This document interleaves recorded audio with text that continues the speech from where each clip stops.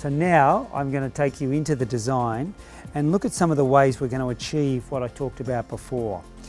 The other thing that's really important to realise that we're working with people with major disabilities here. So while I talked about this site being an institutionalised site, one thing it does quite well, it allows for disability car parking, it actually allows for an ambulance to come up here, and it allows for disability access into all the rooms. And we have to maintain that sort of functionality to this site, and we will do that, and it's absolutely critical that we provide that sort of service so that all the paths, all the areas are accessible for people with these disabilities. And these wheelchairs are actually larger than the normal wheelchair, so that's a very important part of the design.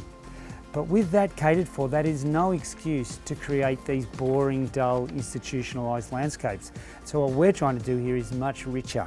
And I'm going to show you on the design, but the first thing we're going to do is we're going to create a whole series of plants that actually create an atmosphere of one garden. And it's important that people can come into this space and actually feel like they enter a whole garden. So we're going to push these garden beds out along the edges, and we're going to try and make the garden appear bigger than it is.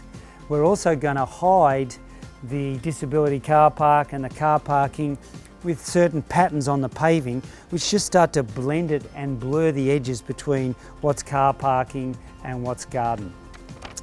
Then the other thing that I think is really important is that the beds are raised and that the plant material is in close proximity to the people as possible. And that's incredibly important for this group of people that are using this space. So we're going to raise these garden beds up, and we're going to clothe those garden beds in plants. And there'll be plants in the garden beds that are sort of ground covers, but as I've mentioned, there'll be shrubs, there'll be some trees, and there'll be some climbers which will be above you. So you'll be completely immersed in this whole landscape, which is really, really important. The other thing is that we're going to use the concrete surfaces to actually provide access into all the different rooms and to exit points. But there's going to be this inner deck area, and this inner deck, by using a natural material, is much warmer and much less institutionalised than something like concrete.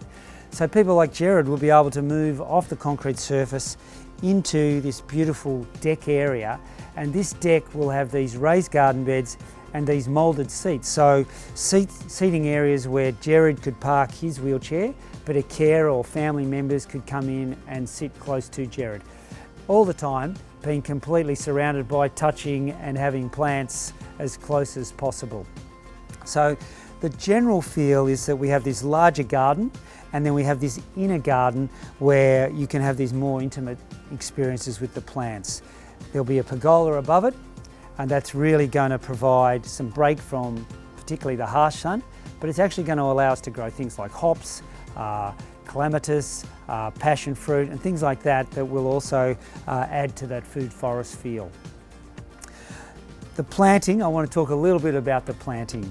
So we're going to try and create a food forest, and a food forest is where we use all layers of planting, but everything that goes in this garden is edible or has a use. And it can be a medicinal use, a culinary use, or it may be that it's, some of the plants are used for basket making and things like that. But by and large, a food forest is actually working on mimicking a real forest system, but working with plants that produce food. And in a way, it's what we all yearn for in our gardens.